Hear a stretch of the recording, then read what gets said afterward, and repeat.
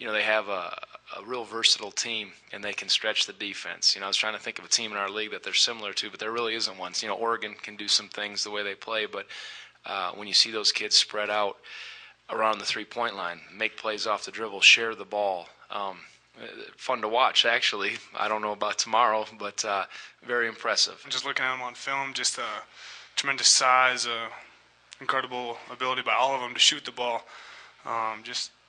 They're impressive. I'll be honest, they look really good. It's going to be a really tough matchup. I was sitting up with my parents watching the first half, and I asked them, I said, do we look that big when you guys are up here? Because I was watching them at every position. They look big. They're talented, big men that can move. They got, centers, 6'11", that are coming off shooting jump shots and squaring up faster than I can. And so it's just they're going to pose a lot of problems for us. But we pride ourselves on defense and, team defense. So it's going to take, 5 players to rally to the ball and, try to stop their talent. We talked about it before. It's a balance. You have to still be aggressive. You got to be patient, sound, but aggressive. So that's what we talk about. A hard thing to master, but that's what we want.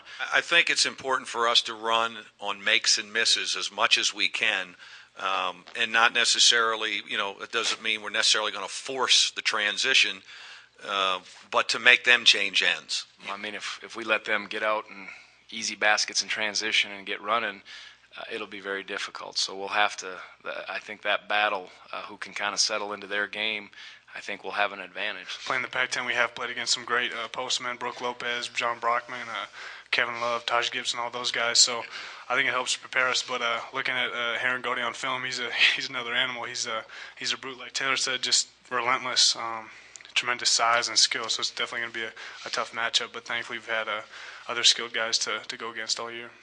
Someone said he's kind of like, John, like Brockman, maybe even steps outside and plays a little more off the dribble, but as far as their physique and how continuous they are and relentless, that's some similarities there.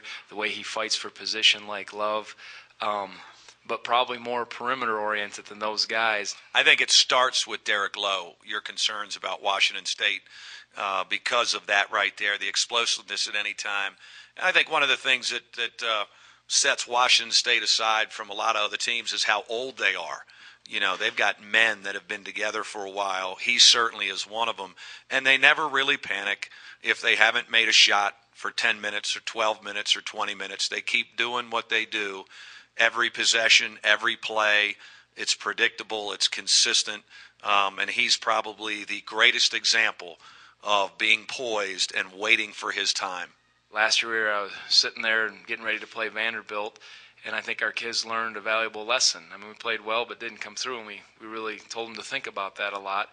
And I think they know what's at stake, and I think they're going to lay it on the line. Whether we get it done or not, I wish I could answer that in a positive way. I don't know, but I think they want this so bad. We're going to need all 8 of our guys in the rotation.